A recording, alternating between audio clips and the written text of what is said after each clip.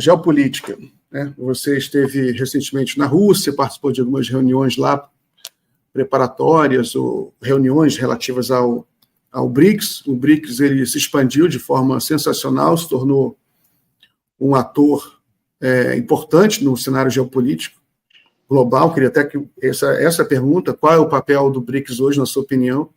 Você tem também um aumento de tensão assim que está escalando de uma maneira muito rápida entre os Estados Unidos e a China, por enquanto uma tensão comercial, né? Mas semanalmente os Estados Unidos estabelece novas sanções contra a China, muitas sanções, assim, 200 sanções, 200 empresas. Como é que você está vendo essa escalada de tensão e qual o papel dos BRICS? Nessa terceira década do século XXI, nós temos o pior momento, a pior fase geopolítica que nós já vimos neste século, né? E talvez a pior desde a Segunda Guerra Mundial. Que nós temos o foco Oriente Médio, que vocês estavam comentando antes de entrar. Temos a questão da China e dos Estados Unidos, a questão da Ucrânia, Rússia e Ucrânia, com presença da OTAN. Estamos mais próximos da Terceira Guerra Mundial do que nunca, embora acredito que essa loucura ainda não iremos cometer dessa vez, mas quem sabe, né? E os BRICS, nesse momento, são uma força potencialmente positiva, porque ali estão os principais países do chamado Sul Global, com novos membros entrando. E não é por acaso, viu, que os BRICS recebem tanta atenção na mídia brasileira e internacional. É que, de fato, se você olha para o Sul Global, resumindo ao extremo, Sul Global o que é? É 85% da população mundial.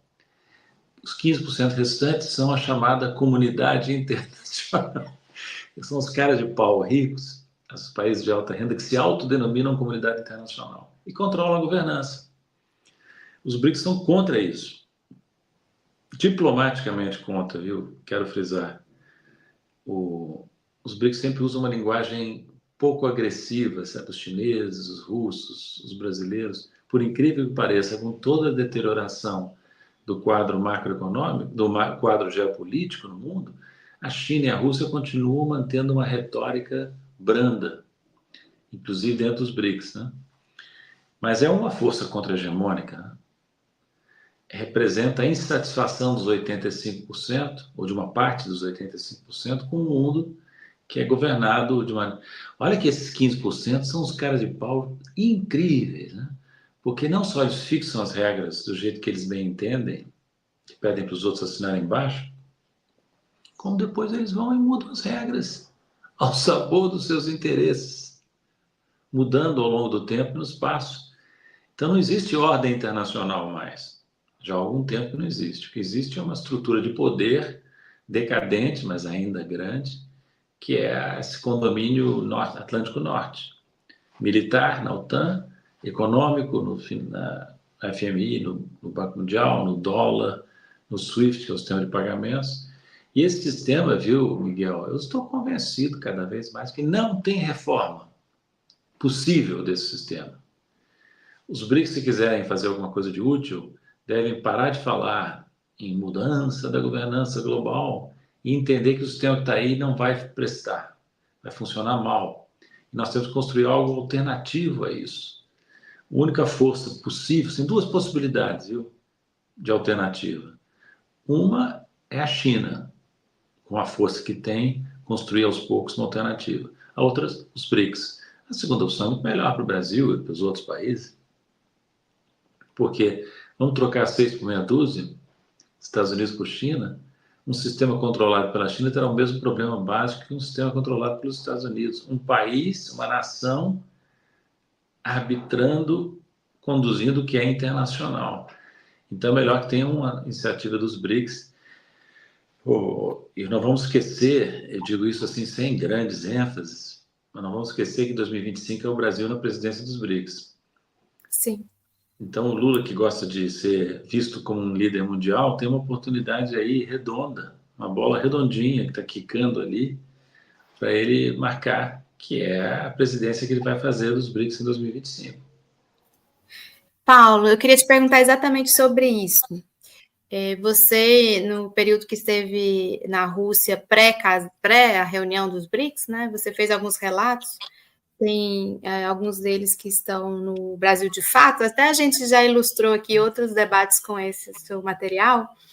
E aí me chama a atenção um desses textos, você fala que construir um sistema monetário e financeiro alternativo requer trabalho árduo e especializado, bem como negociações prolongadas e difíceis. Você coloca essa como uma das principais missões do BRICS para aquilo que ela se propõe hoje, né? Constituir esse sistema alternativo. Aí você fala que a Rússia, enquanto presidente dos BRICS, fez tentativas parcialmente bem-sucedidas, né, para avançar, criou grupos de especialistas independentes. Você também falou de um passo importante que eles fizeram de pagamentos transfronteiriços, baseado em moedas nacionais, mas que ainda foram feitos poucos avanços com a questão mais fundamental que você disse, que é a criação de uma nova moeda como alternativa ao dólar, e é tudo isso que a gente tem falado muito aqui nos últimos tempos, que é a tal da desdolarização. E aí eu queria que você aprofundasse um pouco mais nessa sua análise sobre as possibilidades do Brasil enquanto condutor do BRICS na primeira parte de 2025 e na sua capacidade de fazer avançar essas tentativas rumo a ver realmente uma alternativa, né? Você tocou em muitos pontos, Ana, com precisão. Deixa eu te dizer que quando eu estava na Rússia, eu preparei 2 papers. O segundo, num momento de empolgação, eu resolvi desenhar as linhas gerais do que seria um sistema alternativo, paralelo, independente à governança controlada pelo Ocidente. E publiquei, está disponível no meu portal.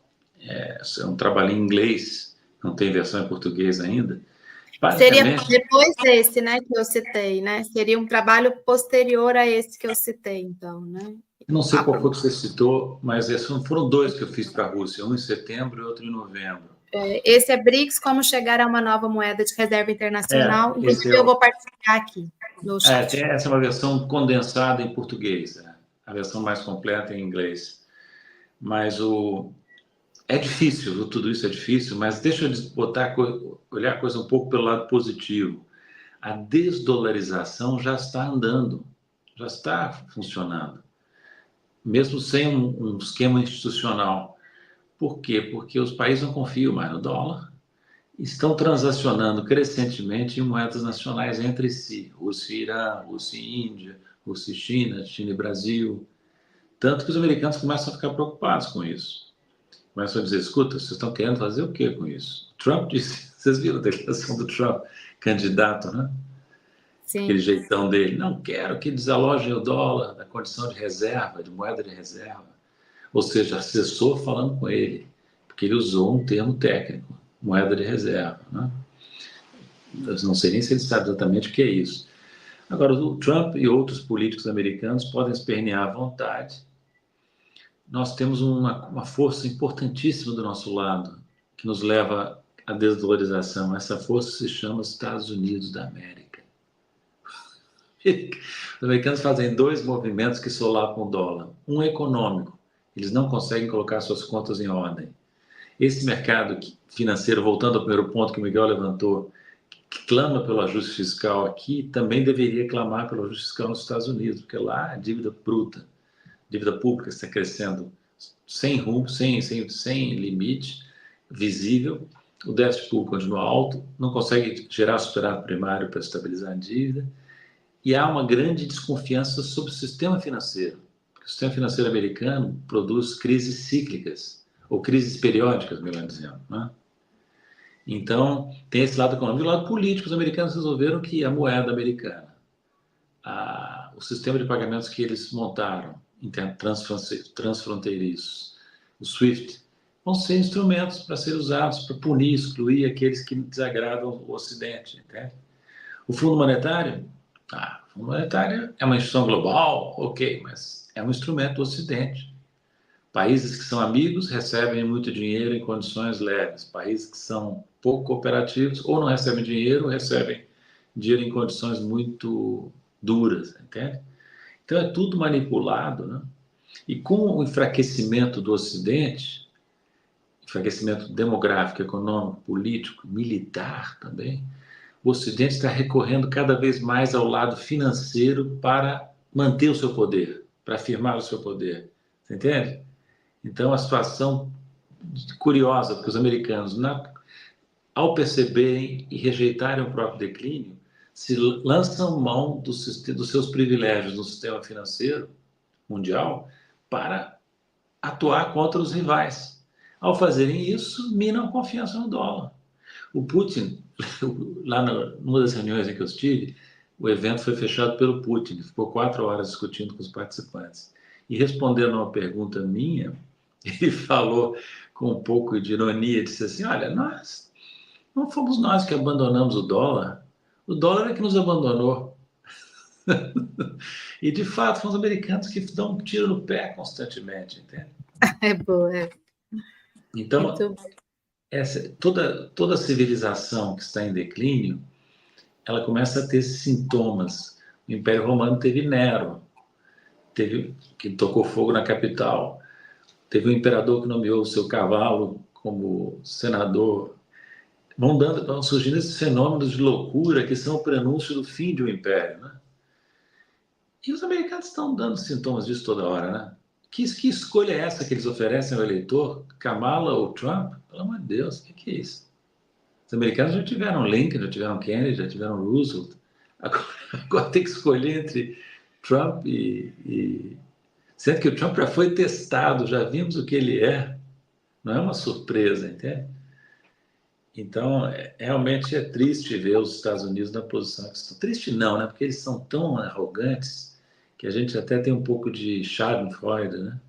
De prazer em ver o declínio deles, as dificuldades que eles estão enfrentando. Mas é um prazer, é um schadenfreude meio irresponsável, porque quando a grande potência começa a se debater com dificuldades que ela não consegue administrar, ela vai dar cotovelada aqui, dar cotovelada lá e vai produzindo seus estragos, como nós estamos vendo, né?